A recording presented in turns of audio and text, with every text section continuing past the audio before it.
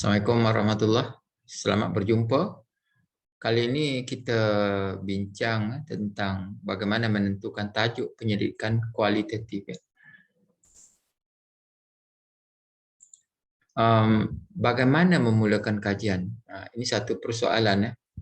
Jadi memulakan satu kajian, memulakan satu penyelidikan, sudah tentulah anda mesti tentukan dulu apakah tajuk yang sesuai.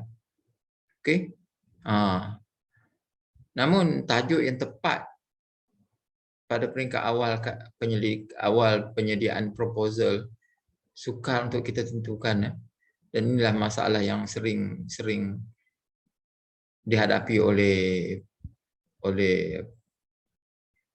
pelajar, khususnya pelajar sarjana ataupun pelajar PhD.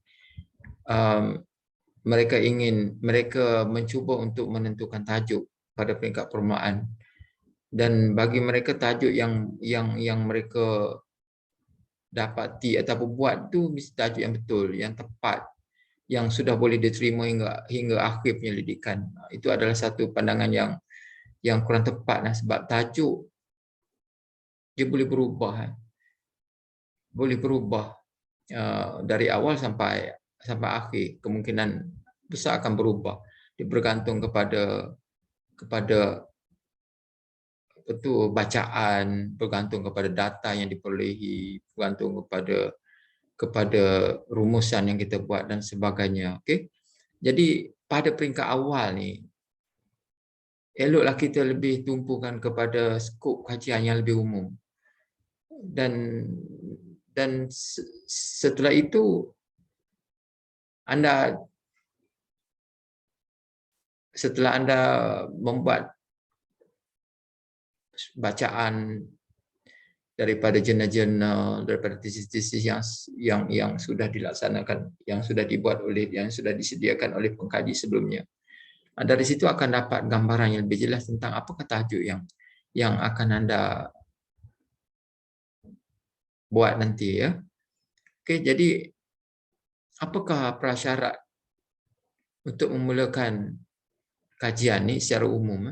Jadi prasyarat untuk memulakan kajian sudah tentu ialah pengetahuan anda tentang isi kandungan, iaitu kajian anda. Tentang konsep, tentang teori, itu adalah isi kandungan kajian anda.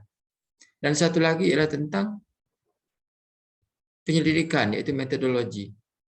Jadi apabila anda membaca sesuatu jurnal, anda akan didedahkan kepada dua perkara yang khusus ini, iaitu tentang konsep, teori, isi kandungan, research tu. Dan satu lagi ialah anda lihat metodologi dia, kaedah. Jadi kedua-dua ini utamalah untuk diberi perhatian. Okey. Sebab itulah seorang pengkaji, seorang penyelidik yang akan memulakan kajian, sebelum meneruskan kajiannya, dia mesti membaca. Dapatkanlah sumber bacaan yang berkait dengan skop kajian anda sebanyak yang mungkin, supaya anda dapat pengetahuan yang luas, didedahkan dengan kajian-kajian yang dijalankan di seluruh dunia, bukan sahaja di Malaysia tetapi di seluruh dunia, supaya kajian anda akan berfaedah, bukan sahaja untuk Malaysia tetapi sejagat seluruh dunia, ya. Jadi cuba kita lihat tajuk yang baiklah. Tajuk yang baik dia seharusnya boleh memberi sumbangan kepada teori ataupun amalan. Okey. Dan kajian yang berkait dengan falsafah, etika atau agama yang sensitif agak sukar dilaksanakan. Jadi saya cadangkan anda cuba elaklah daripada membuat kajian yang seperti ini. Sekiranya peruntukan masa untuk kajian anda tu agak terbatas, dan anda perlu lebih berhati-hatilah dengan isu-isu yang sensitif. Tajuk yang beretika ini satu yang perlu diambil berat, tajuk mesti beretika. Dia tidak memudaratkan. Tidak, tajuk yang kita buat, kajian yang kita buat tidak memecah belahkan masyarakat. Okey. Dan dia boleh dilaksanakan dalam jangka masa yang munasabah. Jangan pilih satu tajuk yang boleh disiapkan dalam 5-6 tahun. Dan ataupun dia terlalu luas.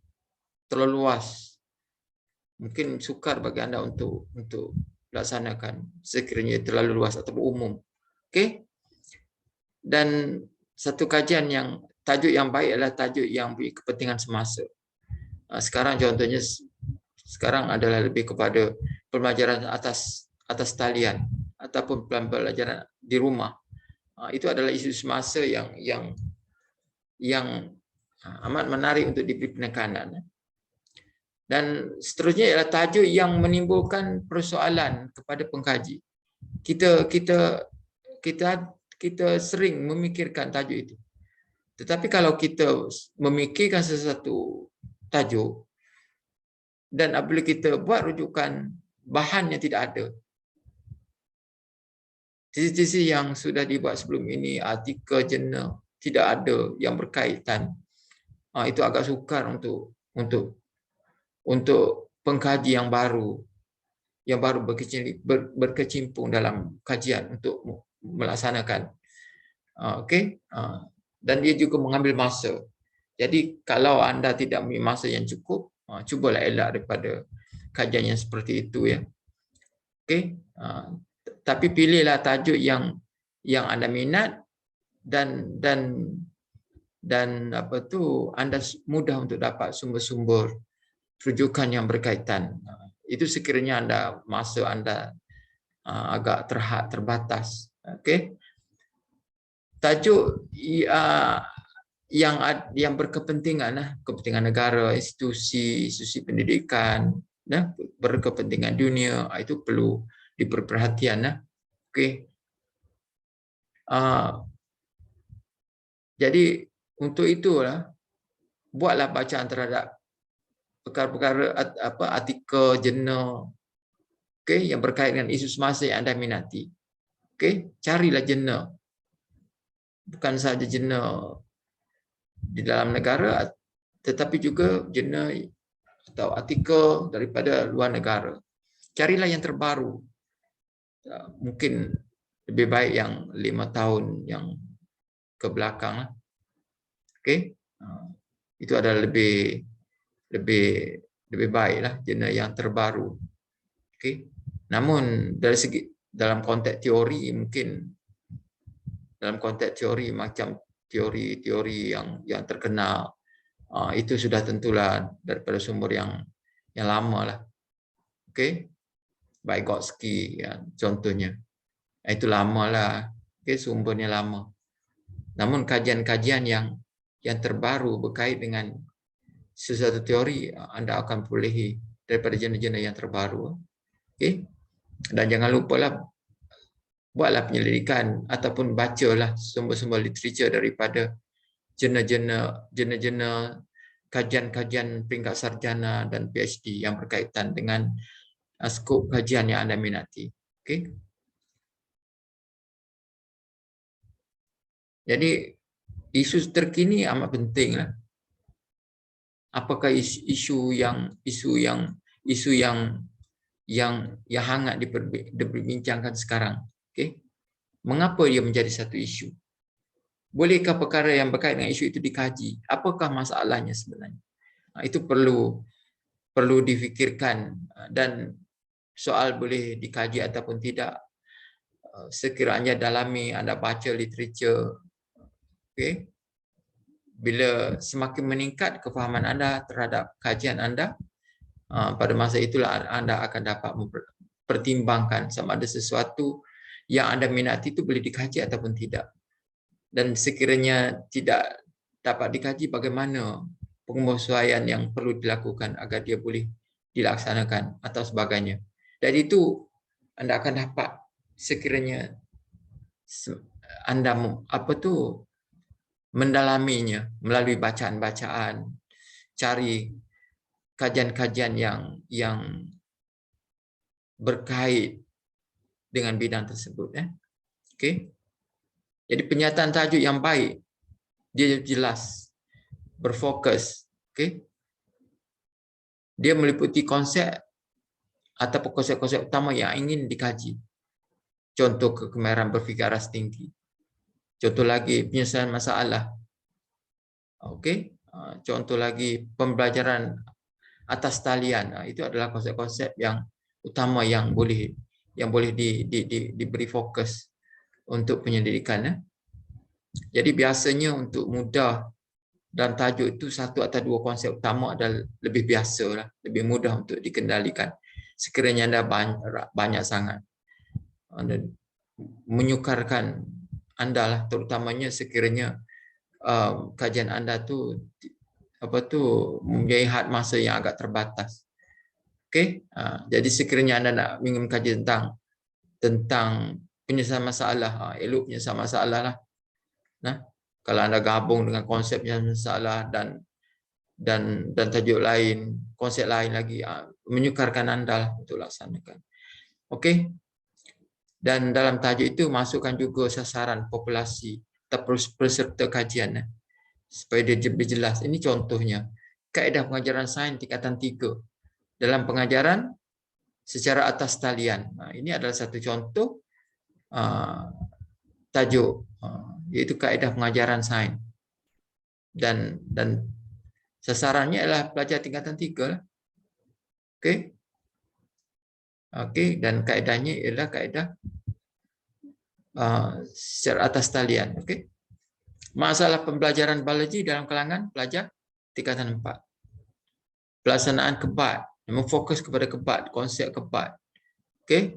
Dalam pengajaran matematik tambahan sekolah menengah, iaitu pengajaran melibatkan pengajaran guru ya. Dalam darjah ke atau sebagainya, itu fokuslah pula kalau anda ingin lebih fokus. Penerapan proses sains dalam pengajaran fizik sekolah menengah. Okey. Itu contoh tajuk-tajuk yang boleh anda fikirkan, tapi mungkin anda mempunyai tajuk-tajuk yang ini sebagai contoh saja, dan tajuk-tajuk yang anda mungkin perolehi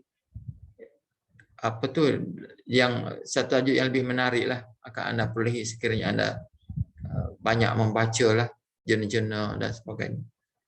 Okey.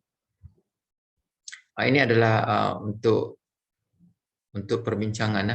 Jadi saya cadangkan anda pilih artikel jurnal terkini, 5 tahun terkini. Okey. Dan buatlah tinjauan bacaan. Okey. Dan anda cuba kenal pasti setiap satu jurnal tu. Okey. Kenal pasti daripada situ tentang tajuknya, tentang apa yang diceritakan, yang dibincangkan, yang dikajikan, persoalannya dan sebagainya. Okey. Dan anda fikirkan juga tentang jangkaan tajuk untuk kajian anda yang mungkin berkait dengan ataupun yang lebih sesuai, yang mungkin berkait dengan artikel yang anda baca. Okey, dan cuba fikirkan bagaimana tentukan pilihan tersebut. Okay, adakah pilihan tersebut berdasarkan kepada bacaan anda ataupun hanya berdasarkan kepada kehendak anda sendiri atau keinginan anda sendiri. Jadi lihatlah bagaimana menentukan tajuk yang baik, yang sesuai, yang anda boleh laksanakan. Okey. Daripada jurnal tersebut, fikirkan tentang skop kajian anda, seterusnya dapatkan tajuk kasar anda, tentukan definisinya. Okey. Beberapa definisi yang sesuai, tentukan ciri-cirinya, konsepnya, tentukan kerangka konsepnya dan kerangka teorinya, tentukan metodologinya. Di sini anda boleh perolehi daripada artikel jurnal, tesis dan sebagainya tu. Okey. Jadi bila kita buat kajian, kita kena lihat semua ni supaya kita dapat memahami tajuk kita dengan lebih baik. Okey. Itu saja untuk kali ini, dan ini adalah satu pendedahan saja tentang tajuk, memilih tajuk, dan saya harap anda akan membuat bacaan yang luas lah, sehinggalah akan dapat satu tajuk yang sesuai untuk anda, yang anda minati. Itu saja, kita jumpa lagi lain kali. Sekian, Assalamualaikum. Terima kasih.